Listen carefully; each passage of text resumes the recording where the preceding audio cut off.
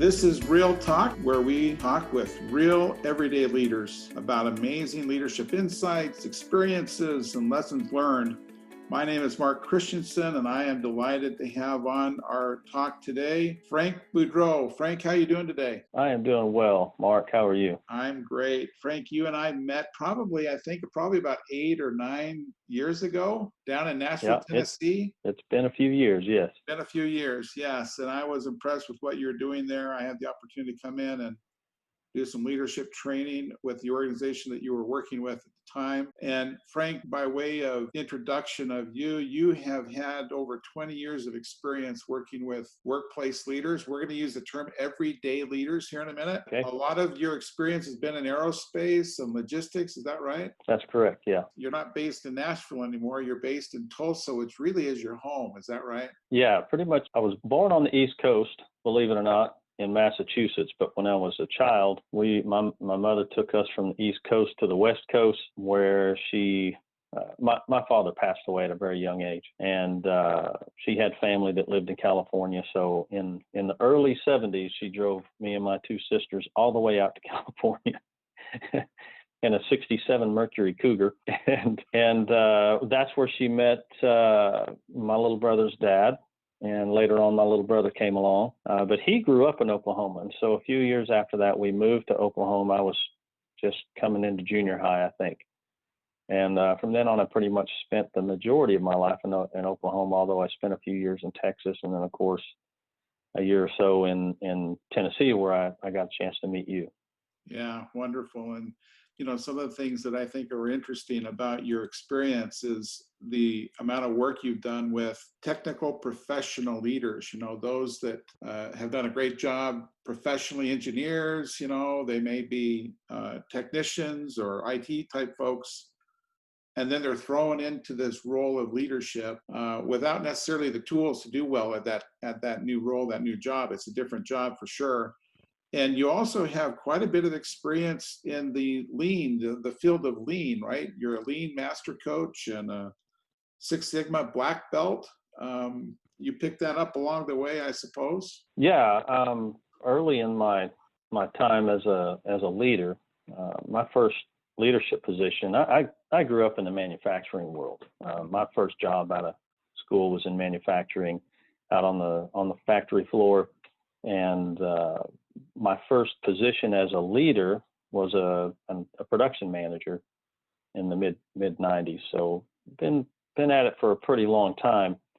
And I immediately started digging into some books to help me as a leader, to help me learn how to better lead people, to learn and grow and develop myself.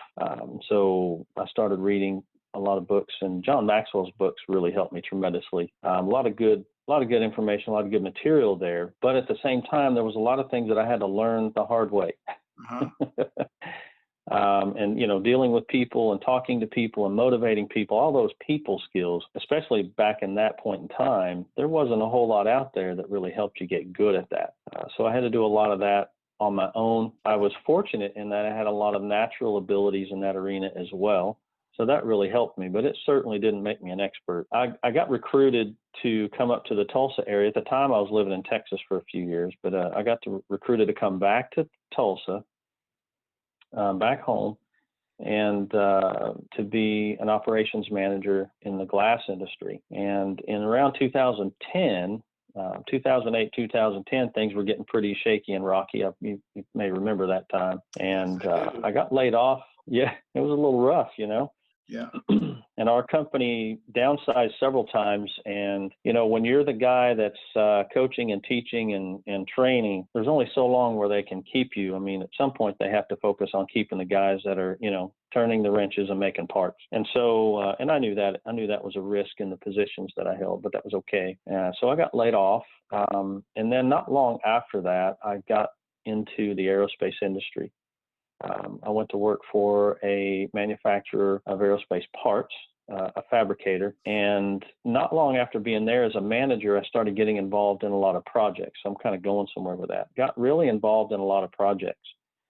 And it turned out I had a bit of a knack for, understanding process flow, understanding processes, being able to see things that weren't really there, but also combined with some people skills. I was really able to get groups of folks to work together to improve. Now, at the time, I didn't know that was called lean, but I was diving into it. And then, of course, I started picking up some books that were about lean and, being able to see things a little bit differently, the Toyota Way and several other books along the way. And so learning firsthand by implementing those things that I learned by reading and a lot of trial and error, I got better and better at it. And let's see, I guess it was about 2011, I jumped off into Spirit Aerosystems, which was a tier 2 supplier to Boeing. So they do a lot of major assembly work. And I was on a team of about 7 or 8. We did Kaizen events. We had some of the top consultant firms come in and work with us and teach and coach us. And along the way, it's something that I just got better and better at it, to a point, after a while, I became the trainer of our new lean folks. They had basically a plan where they would bring people in and have them work as a lean coach for a year or two. And then the idea was to have them move off into operations so that they have the lean background, and now they're applying that to being a manager out on the shop floor. Mm-hmm. And so I got the pleasure of actually training and coaching many of those folks. That's where the lean master coach came into play. I had to kind of up my game to a level, be able to kind of deliver, right? Give those guys some tools that they could use. Yeah, no, that makes sense. We've, our focus with Learning Point is leadership, but over the years, in fact, part of, I think, where we met, a lot of the clients and organizations that have hired us in they've been implementing lean, and they discovered that the leadership side of things was so important, to make lean work. So over the past 12 to 15 years, we've learned a lot about lean from lean experts like you, as we've been helping organizations with leadership. So that they definitely go hand in hand, and there's a lot of great tools that I believe come out of the lean process, the lean system, the Toyota production system, and that type of thing. So that's been interesting.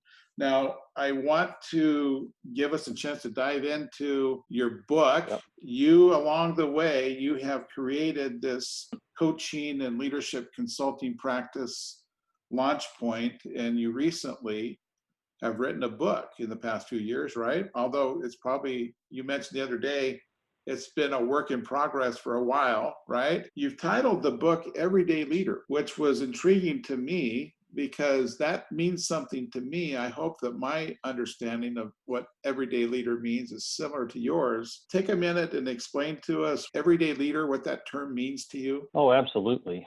And I take a holistic approach when I think about leaders and leadership. For years, we used to hear, leave work at work when you come home and leave home at home when you come to work. Yeah. But what I find is that both are dramatically impactful on the other. One is impactful to the other. And what I also find, and what I hope, is that most would like to be able to see that they're the same person no matter where they go. And if I'm going to focus on being the same person no matter what I go, then I can be me.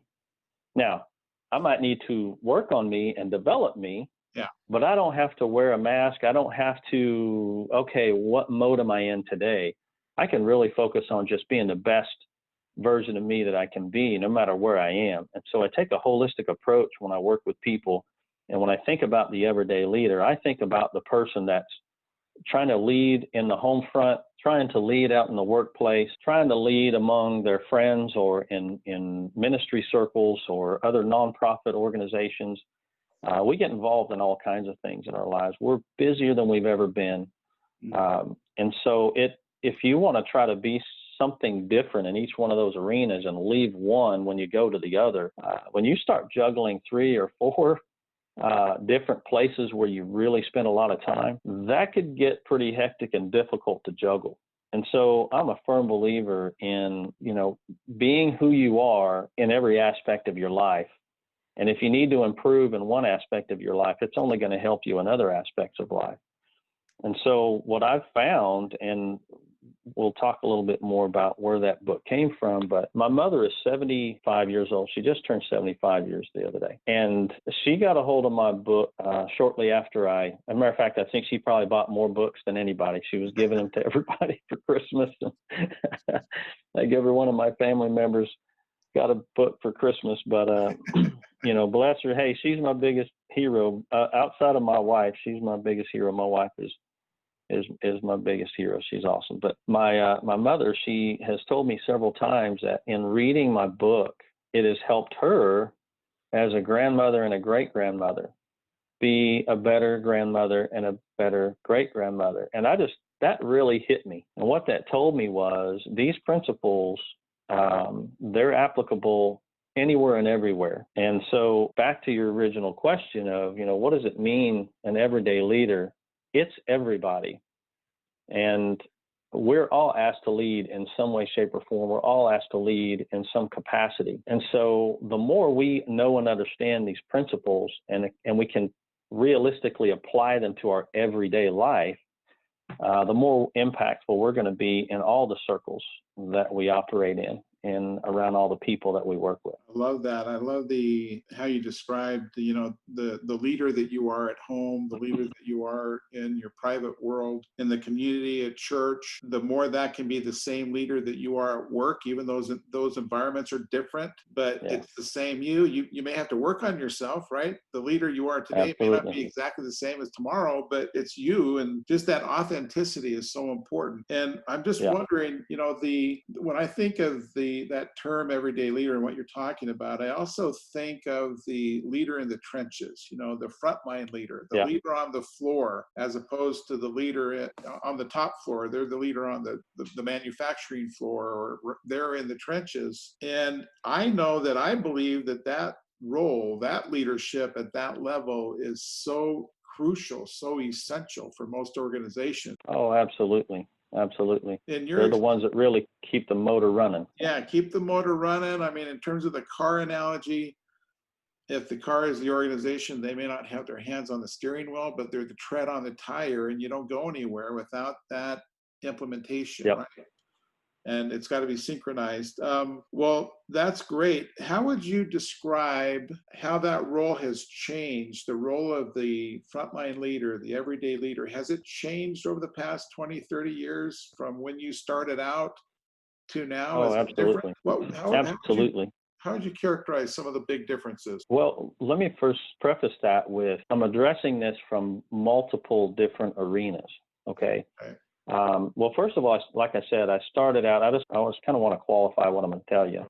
You know, I started out on the manufacturing floor, and, you know, I really hate to use the term worked my way up, but that's just kind of how it happened, okay? So I did essentially work my way up, and I've carried roles. I haven't been the CEO of a massive organization, but I have carried roles as high as an operations manager with, you know, multiple leaders that I was leading. So being a leader of leaders, which is yet another dynamic in and of itself.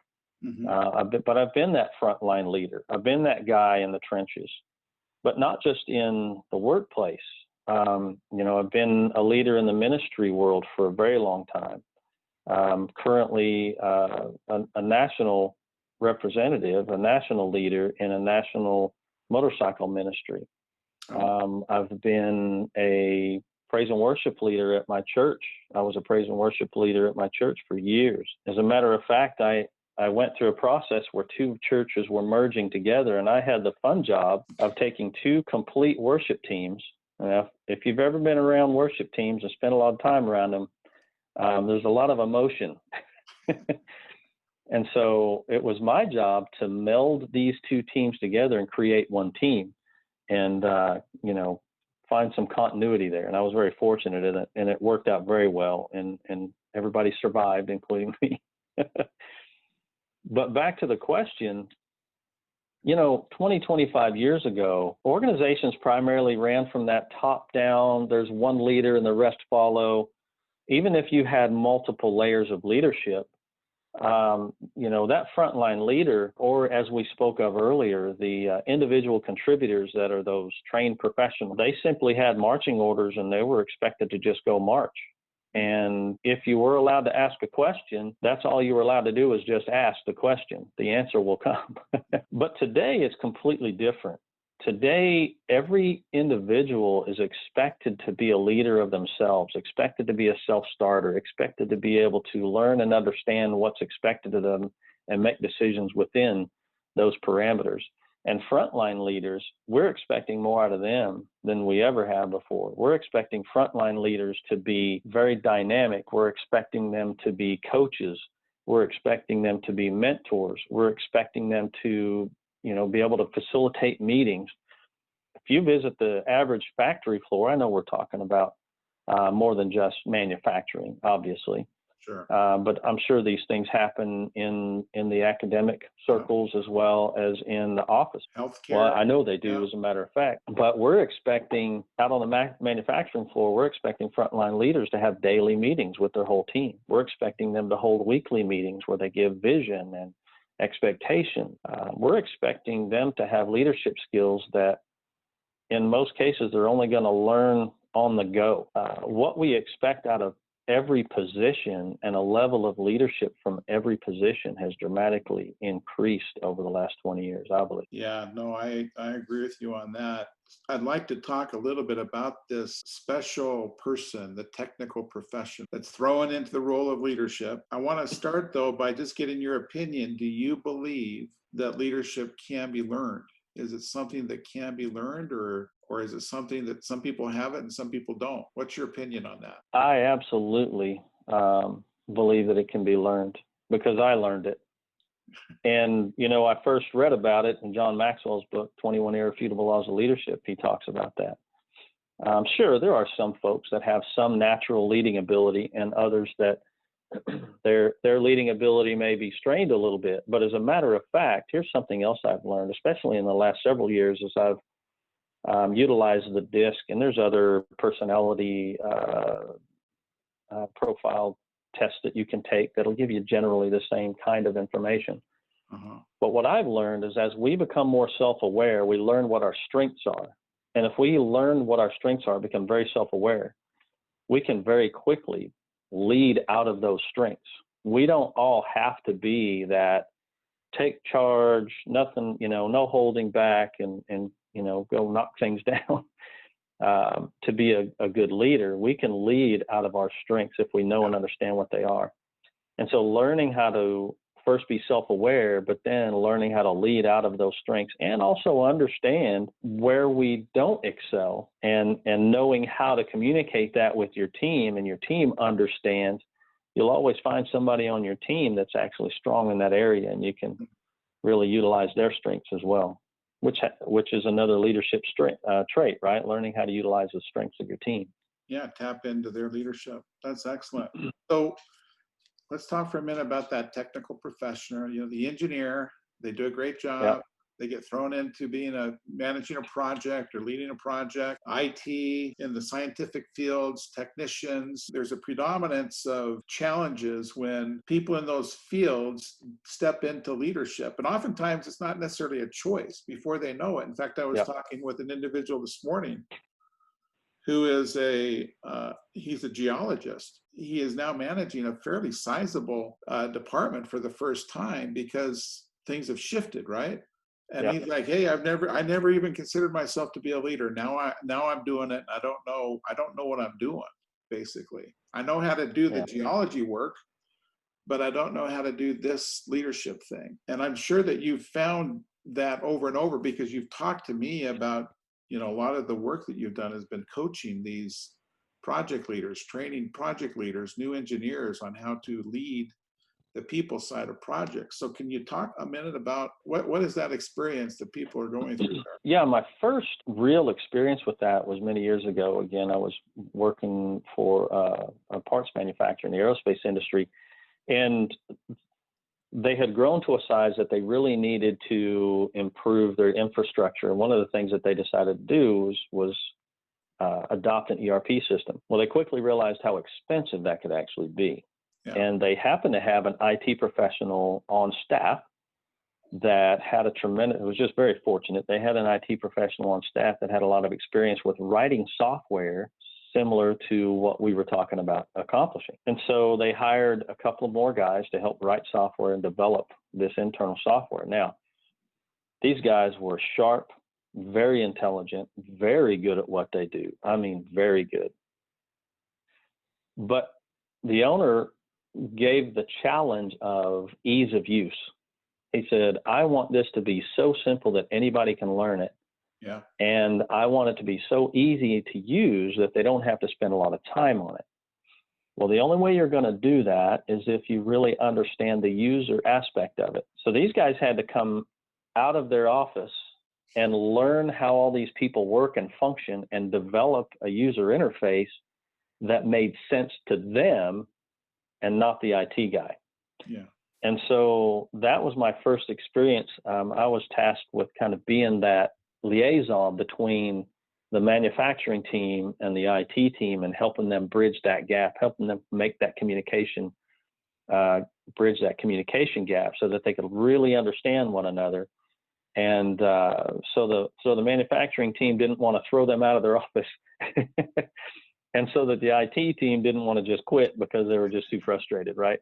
Right. And so that was my first real experience with that and working with those guys. Again, very intelligent. They really wanted to help and make a product that was used because they took pride in the work that they did. And so helping them learn how to communicate, helping them learn how to ask really good questions and get feedback directly that they can work with and use. That was my first real taste of that. But then when I moved into, again, a larger tier 2 supplier working, and at that time, that site had roughly about 3,000 people.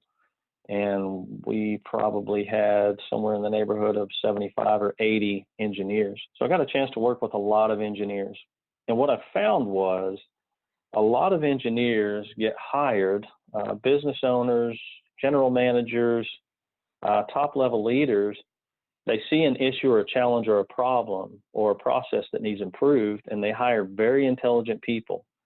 And they spend good money on these very intelligent people, as they should. They're worth their weight in gold if they can be effective. But what I found was these folks would get hired in to solve a problem. But as we well know, very few problems are solved by one individual. It takes a team to solve a problem. And so within weeks, or if they're lucky, they get to wait a month or two of getting hired onto an organization. They're tasked with projects. And it might be 1 or 2 or 3 projects at one time. They're charged with leading a cross-functional team, people from different departments, different styles, different communication styles, different dynamics, different education levels, you name it, just a very wide variety of people on a small team of 6, 8, or 10. And so these very sharp, very smart individuals are tasked with leading people. And so now, instead of being the expert, they're struggling because they're just not quite sure how to communicate and interact with them well. Something as simple as facilitating a meeting effectively and really getting what is needed out of the meeting so we're not wasting time, but we get the maximum amount of effectiveness out of that meeting before we close it. Getting actions done. Another thing that I've watched them struggle tremendously with, they have a meeting, everybody walks out of there with action items, but nobody technically reports to that engineer, whether it's a quality engineer, a process engineer, a manufacturing engineer, you name it, an IT professional. Nobody reports directly to that person. And so they've got all these other competing responsibilities. Yeah. And then this IT professional or this engineer, they get frustrated because they feel like their project that they're responsible for keeps getting put on the back burner by the individuals that have tasks that need to be done. Mm-hmm. And so they go to meeting after meeting and very little gets done, and project gets drug out way longer than it ever should. And so I spent a lot of time working with so many of those folks and helping them learn how to motivate their team, how to interact with their team, how to gain trust, how to effectively lead when they don't have positional authority. I teach them how to get permissional authority. And that takes a lot of interpersonal skills to be able to do that. but they can be learned. I watched individuals that stumbled on every other word. They struggled with, just being able to open up in front of a group of people. And over a period of time, they were commanding the room. Their team was engaged and excited to get work done, and they were accomplishing things, which was ultimately the end result you're looking for, right, is getting things done. Yeah, that's great. We found the same thing. Give them a set of tools. And I mean, we've got a little phrase that we like to say is, hey, the mojo isn't in the tool. It's not in us. It's in you. The tools are just going to help you get your mojo out, which I like what you said earlier about, lead from your strengths, lead with your strengths. Yeah. And there's a lot of good leadership in those people in those roles. They just need a set of tools to work with. And I know that you've put together some tools on that. And I want to talk a little bit about your book, Everyday Leader. You decided to write a book, which is very difficult to do, especially when you're really, really busy, right? It's hard to get that book written, but you did it. Here it is. So why did you start to write a book? When did it start? Tell us a little bit about what that experience has been like writing this. Okay. Well, I have to confess first that when I was writing the book, I didn't actually know I was writing the book. So let me explain what that means. In about 2005, 2006 timeframe, I was working with that aerospace parts manufacturer, and the ownership of the company asked me to get involved with helping to develop his frontline leadership team, his management staff. So the GM, the shipping manager, and so on, so HR manager, so on and so forth. So a group of about 6, and I was basically working with them, helping them, coaching them. I didn't know what it was called at the time, but I was just being utilized. He was utilizing some leadership skills by focusing me on my strengths. Yeah. So he had the wherewithal to say, you know what, it's worth to have this guy just spend all of his time coaching these leaders. And so we had a great time. We learned a lot. But along the way, we went through some hiring challenges, I guess I should say. So all you business owners out there, you'll be able to relate to this. You interview somebody for, a frontline leader position, or maybe even a mid-level leader position. Interview's great, experience looks great, resume looks fantastic, well-spoken, but man, are they not the right fit. And we experienced a couple of challenges where one of them was virtually a train wreck. We almost wound up in a legal issue over it. So it was a difficult lesson to learn, but the owner, he got to thinking about that, and he said, we have a lot of very sharp individuals that work for us, people that we've known for a long time, and we trust them. They work hard. They're well thought of in their circles in the workplace. But it's just unfortunate that they weren't ready to step into a leadership role when one came available. And we all know that people change, everything is in seasons. And so every organization has to go through the process of replacing a leader from time to time, and they were no different. So he decided, let's invest in those potential leaders, and let's start getting them ready so that when a position comes open, we're ready to just pick one. Yeah. Now, he also understood there's a risk in that. So you start developing these folks, and they may actually find, and I heard these words out of his mouth, they may find that they're ready for a leadership position and we don't have one available, and they may actually go elsewhere and find one. Yeah. He said, but I would much rather develop people and lose a few than develop none and keep them all. Yeah. And I thought, that's pretty wise. Yeah. So long story short, I started working with this group of about 30 that they had identified, weekly meetings. I coached them as groups in training sessions, and then I coached them one-on-one, and spent many months with these folks, developing them and helping them get to a place where they're ready to take on leadership positions. And, as time would tell, many, at least half of them wound up stepping into leadership roles of some capacity or another there in that company.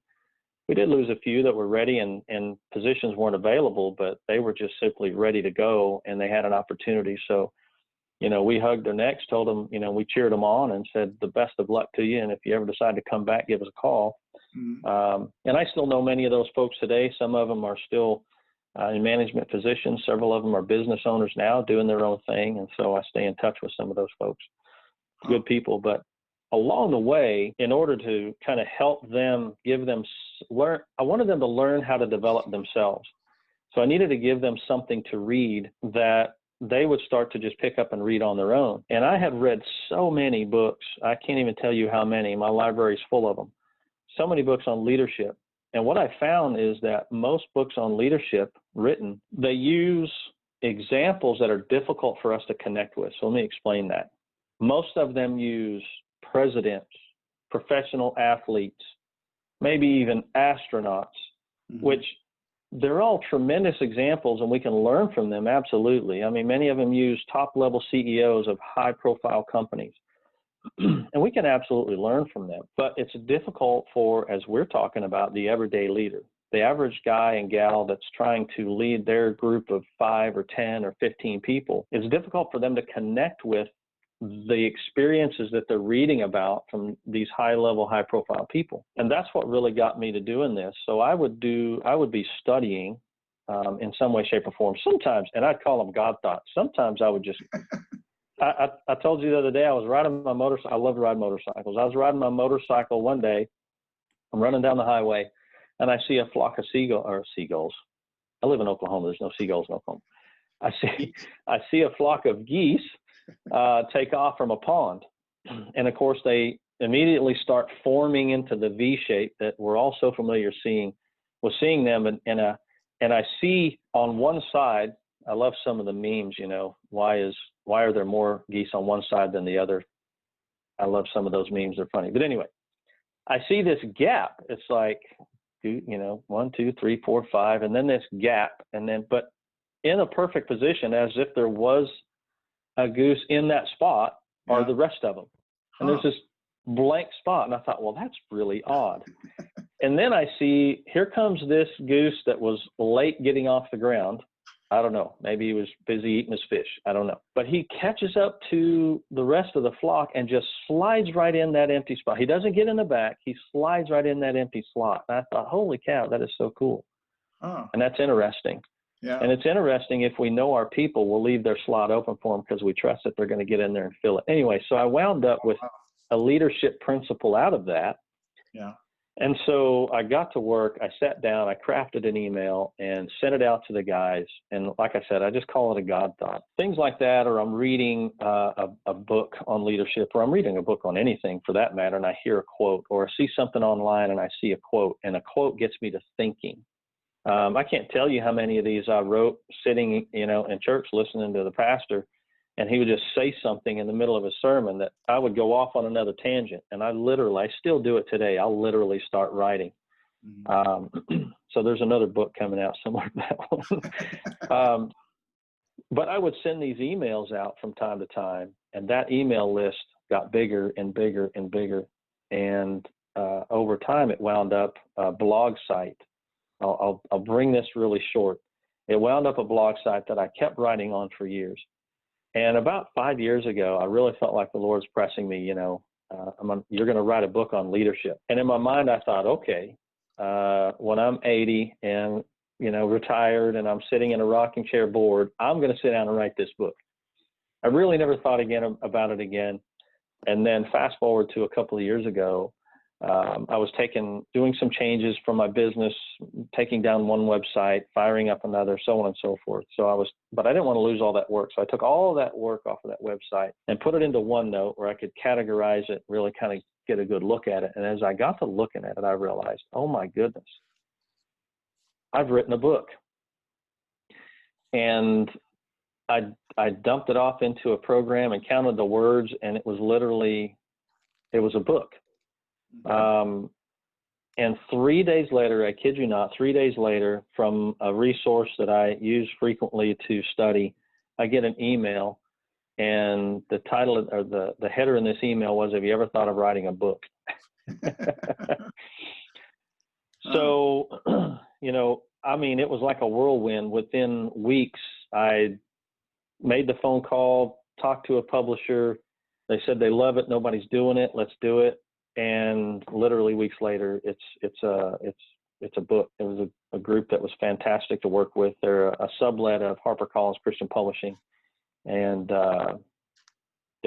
there it is. It's in front of you. So Yeah, that's awesome. The thing, we don't do these real talk sessions to promote books. It's not our purpose.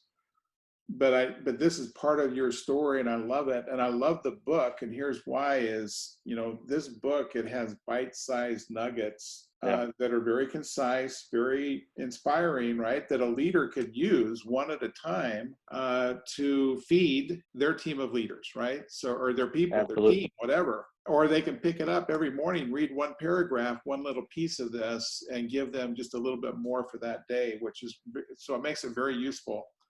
We've just got a couple minutes left. I wanted to ask you, you've mentioned a few things here that caught my attention. One is that you have a motorcycle. And I don't know Yes. if for me, I've never had a motorcycle, but it must be midlife crisis, because I have this urge to get a shotgun, a horse, and a motorcycle. And my wife is like, no, I don't think you need any of those. All three of those would cause you problems. But what kind of motorcycle do you have? I ride a Honda Goldwing. Okay. They call it the Cadillac of motorcycles. Yeah. I've been riding them for years. I'm on my fifth one. I love them.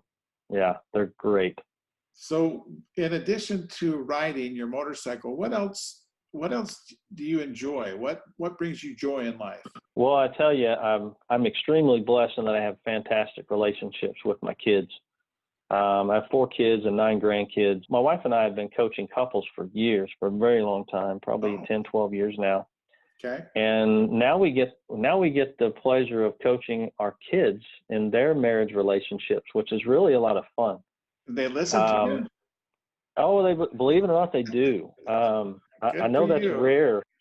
I know that's rare. Now, they don't always listen. Sometimes, hey, we're human. Sometimes they got to go learn on their own, make their own mistakes, right? And we don't pry. They come to us. Hey, if they come to us and ask, we're happy to sit down, and they often do. They'll come and say, hey, we're going through a struggle. Help us out. And believe it or not, they're not asking for a handout. They really are wanting to learn and grow and develop. Yeah. And so that's been such a pleasure for us. I also do a lot of woodworking. Matter of fact, the desk I'm sitting at right now, I just recently built, and right now I'm building some desks. My oldest son, his wife is homeschooling now because of COVID. Yeah. And so she's got 3 little ones she's trying to teach, and so I'm in the process of building desks for them. Wow. So I love working with wood. Yeah. That's good. 9 grandkids. So we didn't cover this question, so I'm going to throw this at you, see how you answer it. All right, go ahead. Have you learned anything about leadership from your 9 grandkids? How old's the oldest? How old's the youngest? My oldest is 11, and the youngest is about 7 or 8 months old. Okay. And 8 months now. And I learn from my kids and my grandkids all the time. I really do. I learned a tremendous principle just the other day where we're on our way down to my mother's house.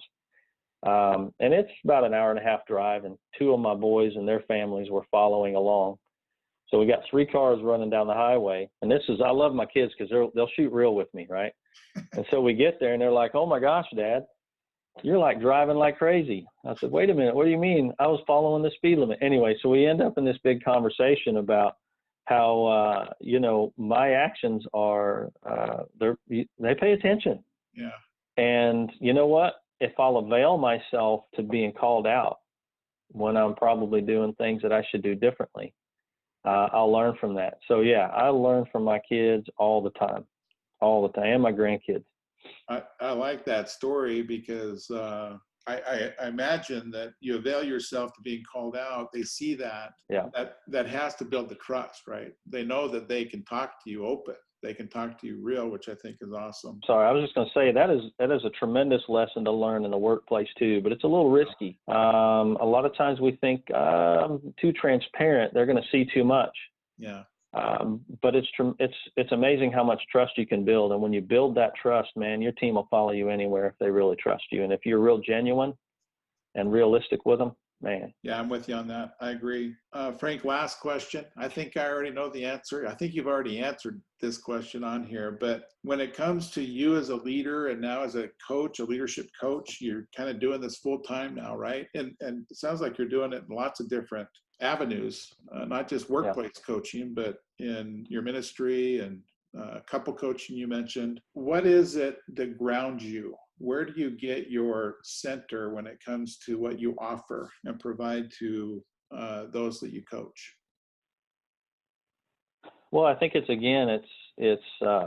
being transparent and realistic. My kids ground me. Yeah. That helps me stay real. Maintaining those relationships are so important to me, and they help me stay well grounded. Like I said, I avail myself to being called out when I make mistakes, and it hurts sometimes. I'll be honest. I'll try to defend myself. But then I quickly realized, you know what? There's no defense. I made a mistake, and I can learn from it and grow from it. And I think that probably helps me more than anything, is just being transparent and availing myself, and just being confident in the fact that I don't have to be perfect, because nobody is. We've only had one perfect walk on this earth, and I'm not it. So, I'm okay with not being perfect. And that being the case, that just simply tells me that there's always room to learn, there's always room to grow, and I always want to keep learning and growing. So that's what helps me, is just staying transparent and being real with my family and my team. That's awesome. Frank, thank you so much for your time, for what you've shared. Absolutely. Again, the book, Everyday Leader. Launch Point is the name of your consulting coaching practice, I take it, right? Yeah, my website is launchpointnow.com. Yeah, we'll put that up on our website. Sounds good. All right. Hey, thank you. We'll have to do this again soon, okay? Sounds great, Mark. I appreciate it. Have a great day. Take care. All right. Bye-bye. All right. You too. Bye-bye.